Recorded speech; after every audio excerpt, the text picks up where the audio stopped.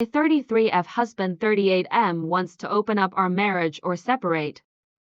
My husband 38M and I 33F have been together for 9 years and married for 6. We have 2 sons, 4 and 3. A little bit about our marriage.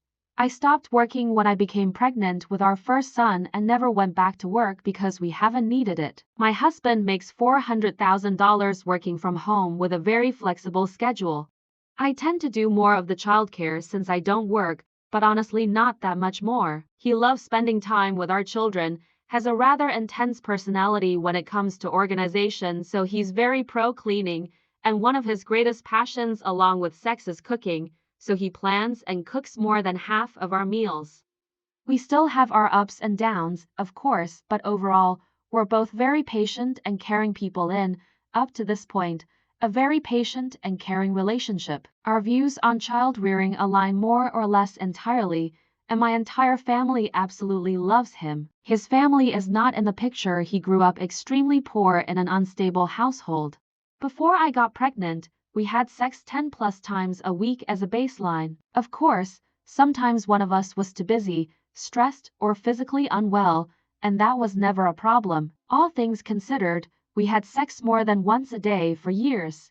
Then we decided to have children. We both love children and knew that this would change almost every element of our lives and marriage. In conversations around this, we did discuss the likelihood of sex being less frequent for a while, and it didn't seem like a big deal. During the pregnancy, we continued to have pretty regular sex. That changed drastically once my son was born. I felt like I had zero libido, but my husband was extremely understanding at the time. He said that I just grew a human, so it makes sense for my body to be prioritizing different things. He was more or less happy with more sporadic sex for the next 2 years, and I thought everything was fine. Once our youngest was around 18 months, he started to instigate more mornings and nights again. I turned him down a decent amount because I just wasn't feeling any desire for sex. After a couple of months of this, he asked me what he could do to help me get my drive back to what it used to be. He asked this gently, and I didn't respond as well as I could have. It was upsetting in the moment, and we ended up having really the first big fight of our marriage over it. We both ended up apologizing, but it was only a couple of weeks later that he instigated another talk about it. Mind you, it's not like we never have sex. We're probably having sex 2 to 3 times a week. He suggested that we get couples therapy and that maybe I should see an endocrinologist. I responded better this time and agreed. Hormone panels came back regular, so we tried a couple of different therapists for a few sessions each. Both basically said his expectations were unrealistic and partnerships are about compromise. In those sessions, my husband's response was that he isn't ready to compromise on something that's so important to him. He was asked if it's more important to him than having a healthy marriage,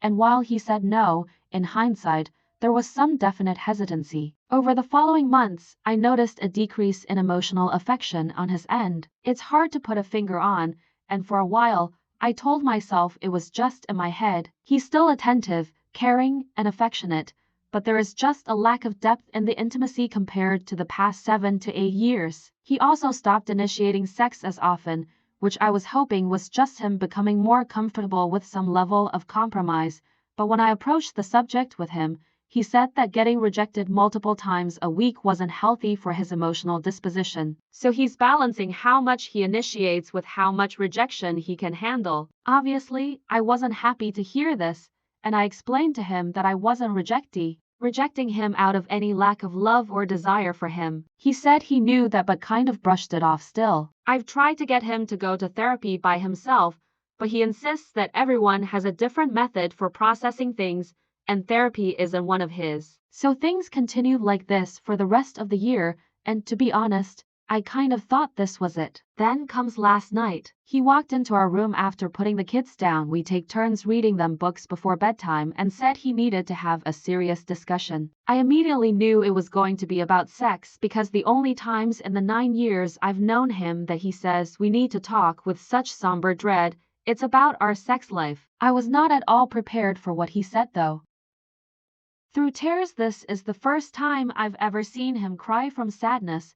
He said that he wasn't built to be in a relationship that didn't regularly express love through sex. He said that he would always love me, and that I'd always be the mother of his children, but he can't and won't go on like this. He told me that he believes there are only two options. Either we divorce and continue to co-parent, or we open up the marriage and he finds someone else to have sex with multiple times a week. Transparently, the first half of the ensuing conversation is a bit of a blur because of how emotional it was. I went from being devastated, bordering pathetic, to furious with more rage than I've ever felt in my life. I said some things I regret and didn't mean. He stayed relatively calm throughout it, but he did say that he wouldn't have a conversation with me if I kept yelling. Eventually, I calmed down and begged him to try and rekindle our sex life. I even tried to initiate right there, which is incredibly embarrassing now, which he rejected. He said he was open to working on getting our sex life back to a place that was happy for both of us,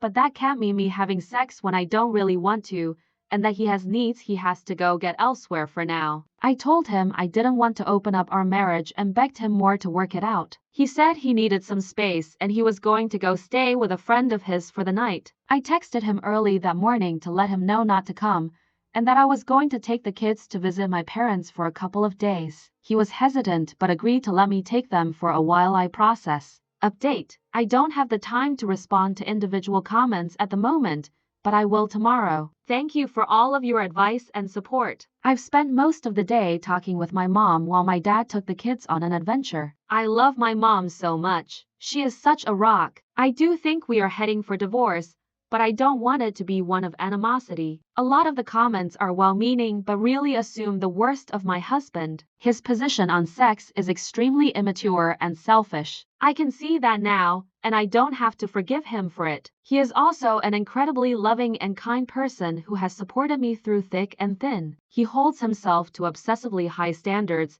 and while people will say I'm naive, I know this man well, and I can't imagine him bearing the guilt of adultery. He simply thinks too highly of himself and is too sensitive.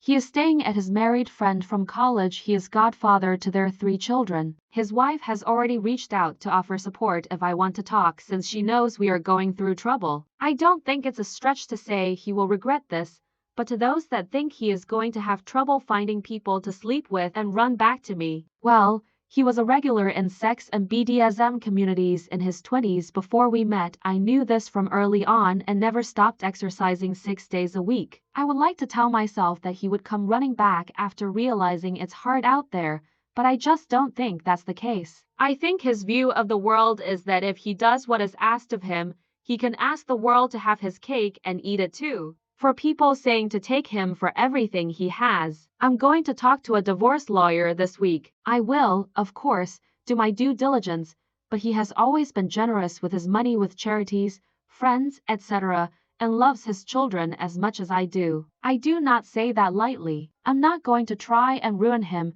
as some have suggested. We are still going to be co-parents even if we separate, and I want to handle this with maturity. If we don't see eye to eye, then I won't shy away from court, but I honestly think he will sign whatever number I give if it's remotely fair. He is a bad partner for his decision, but you don't know him like I do, and he isn't a bad man. I've watched him struggle to figure this out, and he is too selfish to accept the obvious answer, but it isn't for lack of remorse. Just, I don't know, immense selfishness and a will that believes the world can be what he wants while also wanting it to be one of love and compassion. If that makes sense. Thank you. Update 2. My husband wants to meet and talk this evening. I'm going to meet him. I'll give one more update after we meet if that's allowed. There are too many comments at this point to respond to them. To answer some questions that seem genuine. Yes, he is obsessive, and yes, he has childhood trauma. These things don't excuse him from what I now realize was an entirely unacceptable decision to give me an ultimatum. To say that the sex is good for me when we do have it would be an understatement. I'm not going to get into the details, but his appetite for life and energy is one of the reasons I fell in love with him. He definitely has an atypical view of sex beyond his extreme high libido. He described his view as not being orgasm-oriented, and he often doesn't orgasm. Strangely, that's not the important part for him. I used to joke that he has sex like he cooks. Most of the best meals and all of the best sex I've ever had have come from him. The advice here has made me realize that we are probably going to get divorced, and no matter what, he needs therapy. He's so high functioning that I never really thought he needed it, but some of you have made some excellent points, and my mind has completely changed on that. No matter what, I love him, and he will always be the father of our beautiful children, so I will try to convince him to go to therapy even with us divorced. I'm not going to spend more time on the infidelity. I'm sure some people are sincerely trying to help, but there's obviously nothing I can say to convince many people that I'm not entirely naive or wearing rose-colored glasses. That's fine. I'm sure denial is the first step is true for lots of adultery survivors. Internet Strangers Project. It's what we do. Yes, my libido was matching his pace for years, but I think a key difference may be that I wasn't like that before I met him. When we started dating, his friends endearingly called him slut because he slept with a lot of women. I knew all this. I was his first serious relationship at 29 years old, and I liked that. I always felt like his friends treated me a little special because of it. In hindsight, we should have talked about the inevitable eventual decline in sex frequency. I remember looking across the table from him on one of our first dates when he said, "Eat a lot of great food and have a lot of great sex." At 24, it sounded like he had figured out what was important. Now, at 33, I don't think he's matured appropriately to recognize there are so many more important things. I feel sorry for both of us that this is the case.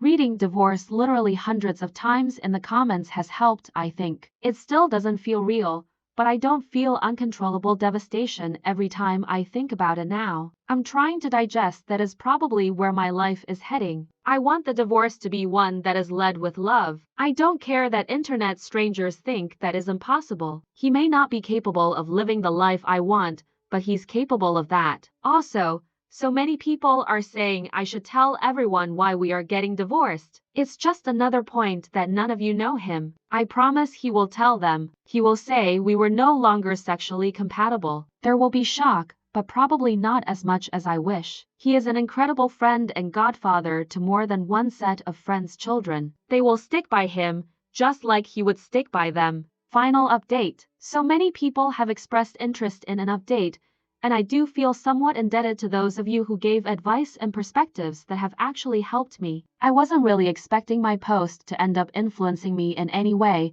but it did make a difference. Our relationship advice clearly stated in their rules that only one update is allowed, so I'm writing one here. I will pay it forward and try to offer advice when I can to others from my main account. This will be my final update. Before I met my husband last night, I read every single comment and DM. Yes, every single one. With that in my head, I drove the hour to our home, leaving the kids at my parents'. I went in with multiple intentions, but overall, I wanted to keep my composure. I was scared to be hopeful, but I knew that deep down I was yearning for this to be a conversation where we felt connected. When I walked in, he was already sitting at the table. Jesus Christ, he looked like shit. This is a man who is typically hyper-composed, so before words were even said, I had already never seen him like this. He tried to ask me how I was doing and how the boys are. I was blunt that the boys are fine having a snow day, and that he was the one who asked me to come here, so tell me what you want to say. The way I said it didn't feel good, as there was an air of coldness that is just so foreign to how either of us speak to each other, but it's how it came out. He started by apologizing and saying that he could have done better at organizing his feelings and presenting what he thought our only remaining options were. I didn't read too much into this because he almost always thinks he could have done better in every situation in hindsight and is rarely satisfied with how he performs. Then the surprise. He said that he thought about it, and that opening the marriage wouldn't fix anything, and that it was a desperate and frantic idea he had thought the night before. He said the only way forward is for us to separate. He said he had already gotten 3 months unpaid leave approved from work to handle things. He was breaking up a little bit already, and I was doing my best to not let that make me start breaking up, because one of my goals was to try and stay calm. Part of me regrets my next move, and to be honest, I know I did it because of some of the advice. I looked him in the eyes and asked him if he already found someone to sleep with. It felt cruel after I said it because I didn't believe he had,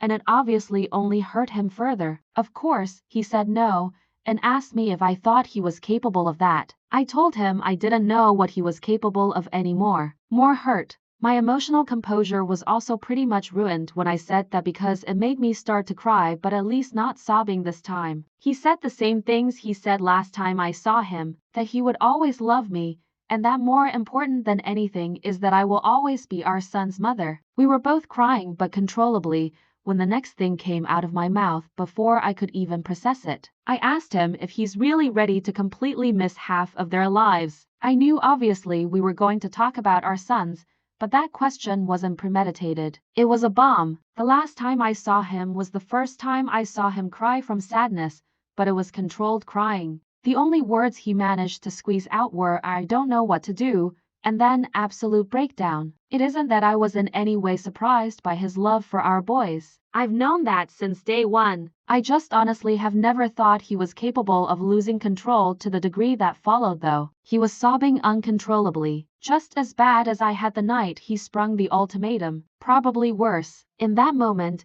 I didn't know what to do. My heart was breaking for him, and I wanted to hold and cradle him like he's always done for me in that state. I was also still very angry at him, fair or not. I don't know how long I sat there, but I couldn't watch it that long before I was also crying harder and then just saying that I was sorry. I told him I don't want to lose him, that he's the only person I want to wake up to every morning and share breakfast with our boys. He just said again and again that he didn't know what to do. I don't need to give further play-by-play, but it feels important and pleasantly vulnerable to share that. When the heavy crying passed, we kept talking, and I eventually brought up that his friend's wife had reached out to me. He said that he had shared everything with both of them. This wasn't a surprise given he was the best man at their wedding and godfather to their children, and to the comments suggesting my husband was sleeping with literally his 20-year best friend's wife. I'm sorry for the gross world you live in. I asked what their advice was. They both said they would love him no matter what happened, but he should really get a therapist. I asked if he was going to. His first response was that he didn't want to, but a couple of moments after that, he said that if both of them think he needs one, then he's sure they are right, and he's going to find one that works for him. This felt like all the light I've been looking for in this dark chapter. In hindsight, I wish we would have involved any of his close friends earlier. They are his family. He respects my advice and seeks it out, but I was another party in the matter, and from his mind my suggestions were just that. Now the people he loves and respects and he believes they understand him, which is a list of like 5 people, have told him to go seek therapy for his relationship to sexual expression and validating love. As soon as he said he was going to try therapy, I grabbed his hands and swore I would work harder to give him what he needs. I told him that I can't view my life with anyone but him, and I don't want either of us to miss a Christmas or birthday or any other important moment in our sons' lives. I told him let's go to Europe for a month. We've been once since the kids were born, but we took both of them, and it was kind of a visit our friends in Europe who want to meet our kids tour. Also, this was an idea I remember reading from a comment, so thank you. I promised many more things and meant them. We let my parents know I wouldn't be coming back for the boys tonight. I've overshared this experience in a way that is really weird and I won't ever do again, but it feels good. I'll leave the rest between my husband and I. I told my husband about the post and asked if it was okay with him if I wrote an update about what happened. He was concerned about anonymity, but I explained all the info I had given and decided he didn't care, which is his way of saying he does care, but he chooses not to care because he controls his relationship to control, not the other way around. He warily, with a touch of self-aware humor that's so on brand for him, asked if he wanted to see the post and replies. I told him he doesn't, to which he laughed and said okay. He doesn't use Reddit or any social media, since he knows how the sausage is made. Neither of us are fools. We have a long road ahead and there is no guarantee it will work, but I'm going to try harder. Reading the comments made me realize some of this was indeed my fault, not necessarily for doing anything wrong, but for misjudging what was at stake. I knew my husband felt bad about himself when he laid next to me wanting physical intimacy and knowing I didn't. I truly didn't know, and maybe to a degree didn't listen, to how bad it hurt him. To say he overanalyzes things would be an insult to the franking incredible ability his mind has for assessing so many possibilities, seemingly at the same time. He's been laying in bed with that feeling, just building and building and building. This isn't about physical sexual release. Masturbating or even having sex with someone else wasn't going to release this. My husband is a hypersexual being, and that's okay. I love him entirely, including that part, and I need to do a lot more work to be better positioned to get into a mood of sexual desire more often. But he needs to not feel explosive rage at himself on the inside when he doesn't receive the sexual intimacy every night. If we didn't have kids, I would feel less optimistic. I told him this is not impossible though, and we can work on this together. We've always been a team at everything else. We have to be a team here. This is now kind of a meandering rant, so I'll close it up with a few random points I thought about because of this thread. So many people have asked, and he said I could share. My husband is a network engineer. He taught himself to code as a teenager for less than savory reasons, but he lived in slums and ethics are complicated, and got a full ride to one of the top programs in the country. Financially speaking, he's had a cushy life ever since. His words. I know he is damn good at what he does, but he also benefits from always handling finances like an obsessive analyst with a huge ego. Also his words. The most common response by far was that I should divorce him, with about half of those saying I should do it happily and basically he sucks or is a pos with no respect for me or women. These made me reread my post more than anything. Maybe there was some unintentional villainizing of my husband in my post, but I tried my best to give the situation and describe his character. As a social experiment, I wonder if it would have been any different if I specifically mentioned his second most contributed charity is a women's and children's shelter entirely due to his childhood trauma, but still sweet. This is going to be the most controversial piece, but fuck it. Reddit loves spice. In total transparency, there is very much a sense of desire to control my body from my husband. The interest is purely based on the premise of enthusiastic consent. It's a part of him though, and I've known and mostly admired his relationship to that part of himself for most of my time knowing him. The same date when he told me that he has a lot of great sex and eats a lot of great food, he asked me what my relationship to control was. It's an interesting thing for everyone to think about. He told me then and there that his relationship with control was very intense, that he is very sensitive to not wanting to coerce anyone into be controlled because he furiously opposes anyone trying to do that to him. He knows it's in his personality, and he tries to be very self-aware of it, especially when interacting with friends and most importantly our sons. You cannot understand my husband without understanding this. He tracks everything about his life. He journals every night and keeps all entries for the past 20+ years of his life in a private server that he runs in our basement. He runs data analytics on it,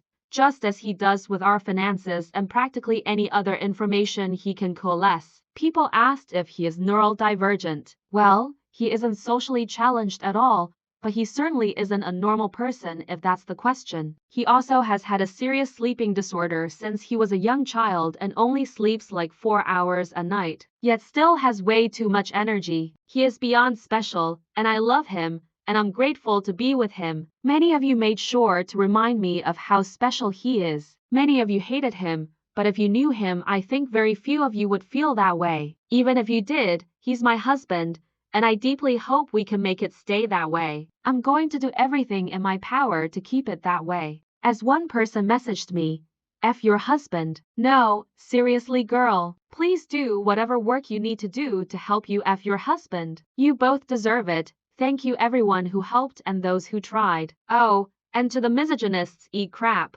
Thanks for watching till the end. If you liked this video and want to see more in the future, just hit the